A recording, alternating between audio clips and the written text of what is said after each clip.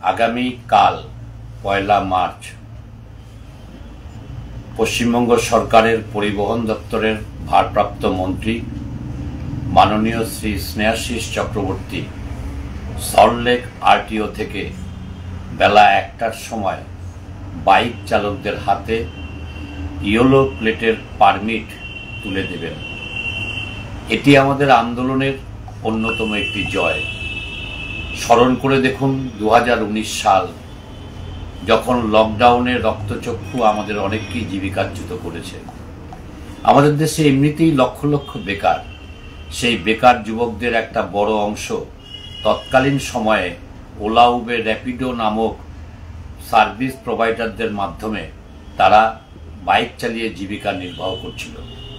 কিন্তু motor vehicle act 39/192 অনুযায়ী রাস্তায় রাস্তায় পুলিশ বাইক চালকদের ধরে ৫,০০০ টাকা এবং তারও বেশি জরিমানা আদায় করছিল। তার ফলে বাইক চালকদের সারাদিনের রোজগার সম্পূর্ণভাবে পুলিশের হাতে দিয়ে এবং তারপরে কয়েকদিন অভুক্ত অবস্থা থাকতে হচ্ছিল।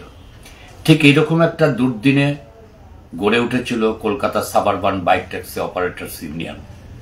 এই ইউনিয়ন প্রথমেই ডেপুটেশন দিয়েছিল বেলতলায় ১৩ই জানুয়ারি ২০১৯ সালে।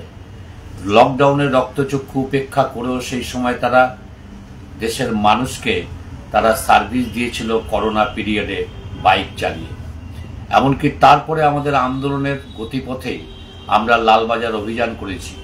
লালবাজার অভিযান করে লালবাজারের পুলিশকে আমরা বলেছিলাম কোনো অবস্থাতেই এই আইন আমাদের ক্ষেত্রে প্রযোজ্য নয়, কারণ আমরা বেঁচে থাকার জন্য আমাদের জীবনে রাইট টু ওয়ার্ক আমাদের দেশের সংবিধান এখনো মেনে নেয়নি। তাই আমরা জীবিকার্থে যে পথ বেছে নিয়েছি সেই পথকে প্রয়োজনে আইনানুগ স্বীকৃতি দিতে হবে। এ প্রশ্ন আমরা তুলেছিলাম। আইন মানুষকে সৃষ্টি করে না, মানুষ প্রয়োজনে আইন তৈরি করে।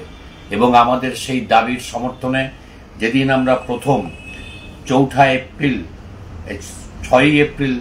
২০২২ সালে কসবা আরটিওতে তৎকালীন মাননীয় মন্ত্রী শ্রী ফিরহাদ হাকিমের উপস্থিতিতে যে সভা হয়েছিল, সেই সভায় আমাদের যুক্তির সামনে তৎকালীন মন্ত্রী ঘোষণা করেছিলেন বাইক ট্যাক্সি চালকদের ইয়েলো প্লেট দেওয়ার কথা সরকার ভাবছে।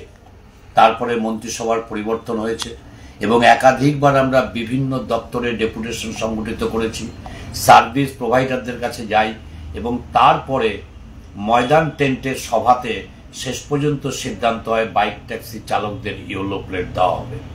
এবং মাননীয় মন্ত্রী শ্রী স্নেহাশিস চক্রবর্তীর উপস্থিতিতে সার্ভিস প্রোভাইডারদের বাধ্য করা হয় 30% যে তারা প্ল্যাটফর্ম চার্জ আদায় করত সেটা কমিয়ে 20% উইথ জিএসটি তারা আদায় করবে।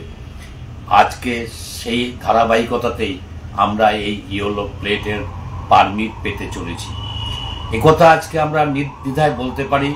দলমত নির্বিশেষে এআইইউটিউসি অনুমোদিত কলকাতার সাবারবান বাইক ট্যাক্সি অপারেটরস ইউনিয়নের উদ্যোগে যে আন্দোলন গড়ে উঠেছিল, এই আন্দোলনের নেতৃত্বে এআইইউটিউসি ছিল।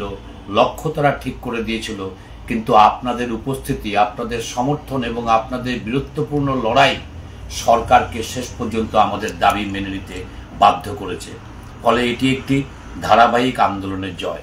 এই আন্দোলনের জয়কে স্মরণীয় করে রাখতে এবং আমাদের এখনো যে কয়েকটি অপূরিত দাবি আছে, যেমন যারা ইএমআইয়ের দ্বারা অর্থাৎ যারা ফাইন্যান্সারের দ্বারা গাড়ি নিয়েছেন সেই গাড়ি এখনো আমরা ইয়েলো প্লেট করাতে পারিনি।